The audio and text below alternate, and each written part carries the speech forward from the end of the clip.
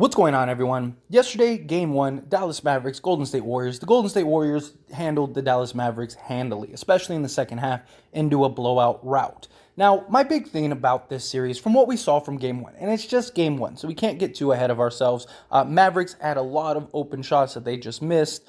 Golden State Warriors offense was just, they couldn't stop the Warriors on both ends, right?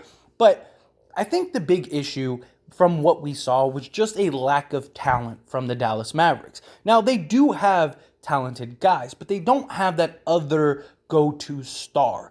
And we saw the Warriors had four, right? You had Andrew Wiggins, who lit it up. You had Jordan Poole. You had Klay Thompson. You had Steph Curry. They just have too many weapons to where you can't keep all of them from just going off at some point. And, one of them is leading the charge, and then eventually another one catches on, and it's just eventually you reach the point where it's just like all hope is lost and you're down 30. And when it comes to the Dallas Mavericks, I think that they will play better. I don't think every game is going to be a blowout. I don't think they're going to get swept or anything like that. I think they'll win, at least 2 games, something along those lines. Luka might just go off for a game, and then you get the support of the role players. Maybe somebody else goes off a game, and, or the Warriors just have a bad game. That happens in the NBA. So I do expect the Mavericks to win at least 1 or 2 games. The problem is I just don't see them being able to maintain for a 7-game series unless they get hot. And we saw with game one, the Dallas Mavericks had so many open shots. They had a ton of shots that they just weren't hitting. They weren't knocking it down.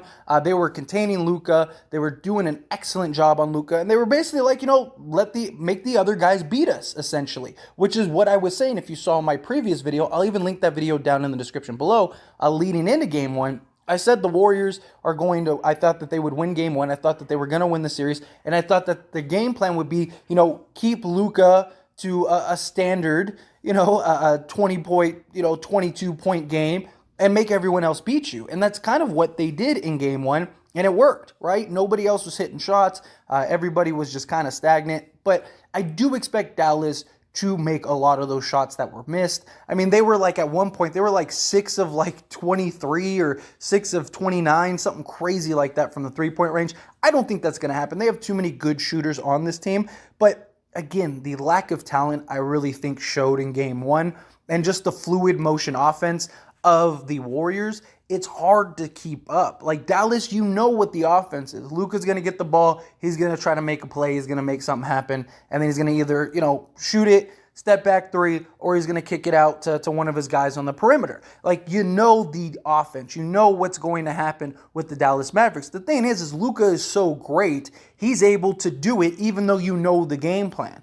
The problem with the Warriors, they just run so many screens, back screens. The ball never stays in one place. It's so fluid. It's so motion. But you watch Dallas's offense in game one, and the ball would stick to one side. A guy would bring the ball down the court, and it was in his hands the entire time. And there's no fluidity to the offense. So the Warriors actually have an easy job in just playing zone. They weren't attacking the zone. They weren't doing anything. They weren't bringing the guy in the middle to weaken the collapse. Like, none of that stuff was happening in game one. And I do expect Jason Kidd to make the adjustments. The adjustments were rather easy. They were rather noticeable for game one. But it is really concerning that you knew what the Warriors were going to do, and they were able to do it anyway. And yes, part of that is due to the Warriors just being the Warriors, right? They're an experienced team. They know how to get there. Kerr is an excellent coach. So that is really beneficial. But the fact that no real major adjustments were changed in order to try to make something happen, it almost is like Jason Kidd just kind of said, hey, we'll take this L and we'll move on to the next one. I don't want to show my cards yet, which is fine. But, I mean, the third quarter, yeah, they went on like a 10-2 run or something like that to start the quarter. The game wasn't out of reach. I think if you would have made some changes, made some adjustments, you easily could have kept that manageable. And then maybe in the fourth quarter with those adjustments, you could have kept yourself in the game. But I understand it. The problem is history-wise, the Warriors are some like ridiculous 15-1 all-time when leading in game one, right? Or in the Kerr area or whatever. So that is a huge thing too, and is not in the favor of the Dallas Mavericks. But if Dallas can, steal a game 2 tomorrow, I mean, maybe we're having a different conversation. But I think Dallas is very likely going to go down 2-0, and I think that that's going to put them in a really bad spot. Now, that doesn't mean that Dallas can't win the series. We just saw that happen. Down 2-0, came back, won the series. The Warriors aren't, the Warriors are just a different team. They have the experience. They have everything necessary to make sure that you get it done. They have 4 guys that could get hot at any point, especially 3 in Jordan Poole, Klay, and Steph. Klay and Steph have been there. Klay Thompson has one of the best shooting percentages ever for somebody in a closeout game. So if it gets to a closeout game, Klay is going to step up. It's just the Steph versus Luka matchup. They tried to expose Steph and they tried to expose Poole and Klay, and it didn't work. I mean, they just didn't do a good job of doing that. They were making the Warriors look like they're this incredible team. Warriors love to turn the ball over. They weren't getting a ton of turnovers. They love to let guys blow by them. Dallas wasn't getting blown by. They just came off of a game 7. They're very likely tired, but everyone's tired at this point. So hopefully they can kind of regroup, make the adjustments, and get involved in a game 2, especially if Luka can kind of get back to being Luka. He's going to have to figure that out. They're going to keep collapsing on him. They're going to make it difficult for him. They're going to keep playing the, guard Luka until other guys make something happen. So it's really going to be up to those other guys to really step up. They really got to step up, because if they start hitting shots, they're not going to be able to collapse on Luka the way that they want to. And we already saw in game 1, Draymond get in foul trouble early and quick. So Luka, I imagine, is going to be able to do that consistently. And so once Draymond's gone, now you're in a position to where if other guys are hitting shots, Luka can go get his. And that's how he's going to be able to go get his 30, 35, whatever he needs to get the job done. But if they keep missing shots and they're not, and I do expect them to make shots, problem is how much more.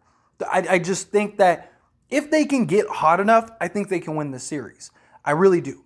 I think if Dallas can shoot the way that they were shooting in those back half games against the Suns, I think the Warriors could be in some trouble. Problem is, if you're trying to go into a shootout with the Warriors, you're in trouble, because the Warriors, they have the greatest ensemble of three-point shooters ever, but they don't just settle for threes. And Dallas is live by the 3, die by the 3 solely.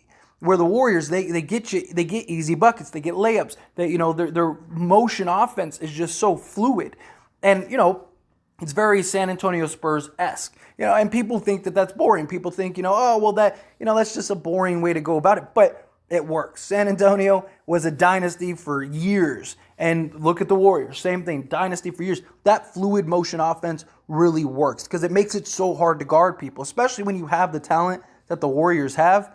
I just think that it's going to be a real problem for Dallas going forward. But, as always, this is a discussion, so I want to hear from you. Let me know your thoughts down in the comments below. What do you think Dallas needs to do to make the adjustments for the upcoming Game 2? Do you think Dallas is screwed no matter what they do? The series is over? Or do you think, Dallas is still in it? We saw this play out, Game 1 and 2. People were talking, Dallas is done. That's it. It's over. And look what happened. They won in blowout fashion. I don't think that's going to happen to the Warriors, but I don't think that if we get to Game 7 and they win, I would not be shocked. If Dallas ends up winning, I would not be shocked. I just think the Warriors are not the Suns. They have the experience. They have too many guys that are going to show up. I think there's just too many variables that need to happen in order for the Mavericks to win. Where the Suns, once Devin Booker didn't show up and once Chris Paul didn't show up, that was it. They're done. But you could have Klay and Steph have a terrible game, and you still have Jordan Poole. You still have Andrew Wiggins. You still have Draymond, who can get some buckets and stuff. So you still have guys that can keep you in the game. And Steph and Klay are going to get you at least 15 points, something along those lines, even on a bad shooting night. So it's not the same formula that you're going to have with the Suns. But anyway, let me know your thoughts. I'd love to hear them. That being said, if you haven't liked this video, hit that like button. Helps me out a lot. Lets me know you enjoy these types of videos, and I truly appreciate it. If you're not subscribed to the channel, hit that subscribe button. Follow with the bell notifications. Stay up to date with all things sports. I'll see you all in the next one. Thank you.